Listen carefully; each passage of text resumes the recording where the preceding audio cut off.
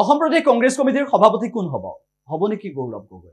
গৌৰৱ গগৈ অসম প্ৰদেশ কংগ্ৰেছ কমিটিৰ সভাপতিৰ দায়িত্ব যদি গ্ৰহণ কৰে তেনেহলে ভূপেন কুমাৰ বৰাক কি দায়িত্ব অৰ্পণ কৰা হ'ব? ভূপেন কুমাৰ বৰাক আঁতৰাই গৌৰৱ গগৈ সভাপতিৰ দায়িত্ব যদি অৰ্পণ কৰে তেনেহলে অসম প্ৰদেশ কংগ্ৰেছ কমিটি শক্তিশালী হ'বনে?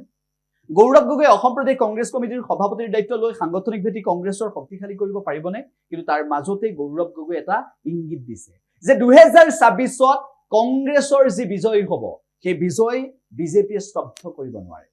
বিজেপিৰ বিজয়ৰ অশ্বমেধৰ যি ঘোঁৰা আছিল সেই স্তব্ধ কৰিব গৌৰৱ গগৈয়ে। আজি সংবাদ মাধ্যমৰ আগত গৌৰৱ গগৈয়ে হিমন্ত বিশ্ব শৰ্মাৰ প্ৰসংগ আনি গৌৰৱ গগৈয়ে আজি বিজেপিৰ প্ৰসংগ আনি এটাকৈ প্ৰতিশ্ৰুতি দিলে আৰু ৰাইজৰ বাবে কাম কৰিম বুলি কোৱা গৌৰৱ গগৈয়ে ক'লে যে 26ত বিজেপিৰ চৰকাৰ উফৰি যাব, আহিব কংগ্ৰেছৰ নেতৃত্বত চৰকাৰ। আহা বিধানসভা নিৰ্বাচনত কংগ্ৰেছৰ নেতৃত্বৰ চৰকাৰ। তো আমাৰ লক্ষ্য স্পষ্ট। হাইকমাণ্ডে আমাক এটাই নিৰ্দেশ দিছে, আহাবাৰ বিধানসভাত কংগ্ৰেছৰ নেতৃত্বৰ চৰকাৰ। সেইটোৱে আৰম্ভণি, সেইটোৱে শেষ। তাৰ বাহিৰে বাট হ'ব নহ'ব কাল্পনিক কথা নহয়। আমিও অৰ্জুনৰ দৰে আমাৰ এটাহে লক্ষ্য। হাইকমাণ্ডে আমাক কৈছে আহা বিধানসভাত কংগ্ৰেছৰ নেতৃত্বৰ চৰকাৰ। আৰু আমিও বিধায়কসকলৰ বিধায়কসকলৰ আৰু আমাৰ দলৰ ভিতৰত যিখিনি চৰ্চা চলি আছে তাৰ ওপৰত মই মন্তব্য সাংবাদিকসকলৰ সন্মুখত নিদিওঁ। কিন্তু দলৰ নেতৃত্ব দিল্লীত আমাৰ মল্লিকাৰ্জুন খাৰ্গে ডাঙৰীয়া, ৰাহুল গান্ধী ডাঙৰীয়া, তেওঁলোকে এটাহে কথা বিচাৰিছে, আহা বিধানসভা নিৰ্বাচনত কংগ্ৰেছৰ নেতৃত্বৰ চৰকাৰ। তো আমাৰ লক্ষ্য স্পষ্ট। আমি এই ধৰণৰ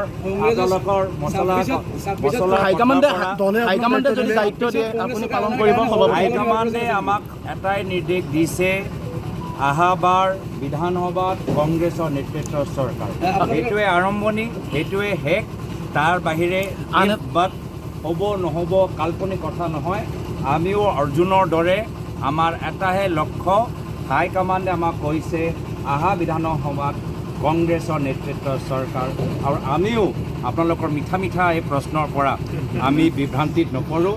লক্ষ্য দৰে অসমৰ ৰাইজক ন্যায় দিবলৈ বিচাৰোঁ, অসমৰ ৰাইজক একত্ৰিত কৰিবলৈ বিচাৰোঁ, অসমৰ ৰাইজৰ জ্বলন্ত সমস্যা সমাধান কৰিবলৈ বিচাৰোঁ, প্ৰয়াত তৰুণ গগৈদেৱৰ এই অধুৰা সপোন বাস্তৱ কৰিবলৈ বিচাৰোঁ। এটা শান্তিপ্ৰিয়, সুস্থ, প্ৰগতিশীল, সাহসী, শক্তিশালী, আধুনিক এটা অসম গঢ়ি তুলিবলৈ বিচাৰিছোঁ। চাওক, আকৌ মই কৈছোঁ, আমাৰ লক্ষ্য এটাহে, চৰকাৰ আমাৰ হ'ব লাগে অসমৰ স্বাৰ্থ। ইয়াত কোনো ব্যক্তিগত স্বাৰ্থ নাই। মই প্ৰথম দিনৰ পৰা ব্যক্তিগত স্বাৰ্থ লোৱা অহা নাই। দলীয় কথা মই আপোনালোকে যিমানে মোৰ পৰা ওলাবলৈ চেষ্টা কৰে গোটেই দলৰ নীতি নিয়ম অনুশাসন চব পালন কৰিম। যিহেতু আকৌ যদি মই নিয়মটো উলংঘন কৰোঁ, এতিয়া মই লোকসভাত মই দলৰ উপদলপতি, এতিয়া মই কেনেকৈ বেলেগক নিৰ্দেশ দিব পাৰোঁ? যদি কাইলৈ গৈ কোনোবা দলৰ অনুশাসন পৰা বাহিৰলৈ যায়, ভংগ কৰে, তেতিয়া মোকতো কঠোৰ হ'ব লাগিব।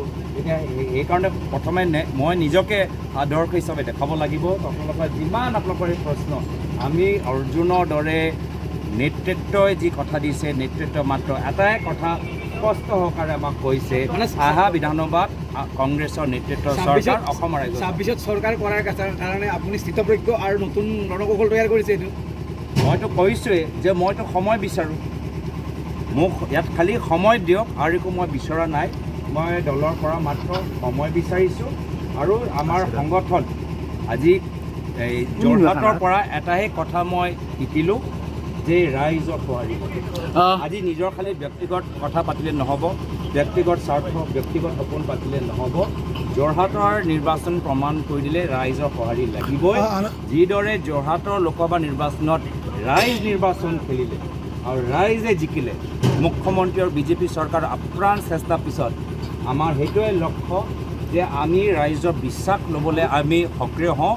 আৰু আহা বিধানসভাত অসমৰ জনসাধাৰণ 126টা বিধানসভা সমষ্টিত নিজে তেওঁলোকে নিৰ্বাচন কৰিব।